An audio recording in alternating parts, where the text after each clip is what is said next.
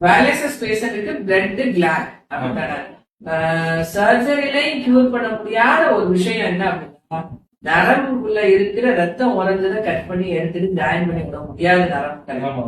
ஆனா அந்த உள்ள இருக்கிற கிளாட்டை கரைக்கிறதுக்கு அக்குபஞ்சர் வேலை பண்ணும். அதனால நிறைய எவிடன்ஸ் வச்சிருக்கோம் நாங்க. இப்ப ஒரு பையன் பாத்தீங்க அப்படின்னா செகண்ட் ஃப்ளோர்ல இருந்து கீழே விழுந்துட்டாரு, காலேஜ் ஸ்டூடெண்ட். இங்க நம்மளோட கிளைண்ட் அவர் விழுந்ததுல என்ன இருக்குன்னா ஸ்பைனல் அடிபட்டுருச்சு, லெப்ட் வந்து ஆப்டிக்கல் நர்வ்ல பிளட் கிளாட் ஆயிடுச்சு. இப்ப நமக்கு வந்து ரத்த கட்டுன்னு சொல்லுவோம் இல்லையா, வெளியில மசல்ஸ்ல கட்டுங்களா, அது மாதிரி அவருக்கு பிளட் கிளாட் எங்க ஆயிடுச்சுன்னா நர்வ்ஸ்ல ஆயிடுச்சு.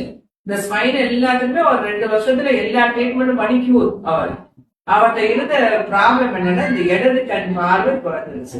ஏன்னா ஆப்டிக்கல் நர்வ்ல பிளட் கிளாட் ஆனதுனால. அதுவும் அவருக்கு ஸ்பீச் வந்து சரியான முறையில வரல. என்னன்னா செர்விக்கல்ல அலைன்மெண்ட் வந்து ப்ராப்ளம் ஆகுதுனால. இது 2க்காக நம்மள்ட்ட வர்றாரு. 2 வருஷத்துக்கு அப்புறம் கீழே வந்து 2 வருஷத்துக்கு அப்புறம் வர்றாரு. இங்க காலேஜ்ல 3rd இயர் ஸ்டூடெண்ட் அவர். இப்ப பினிஷ் பண்ணிட்டாரு இந்த வருஷம். நம்மகிட்ட ஒரு 6 மாதங்கள்ல என்ன பண்ணிருக்கோம் அப்படின்னா அந்த பார்வையை நமக்கு கிளியர் பண்ணிருக்கோம். இதுக்கு என்ன ரீசன் அப்படின்னா அந்த பிளட் கிளாட்ட அக்குபஞ்சர் நீடில் கியூர் பண்ணும்.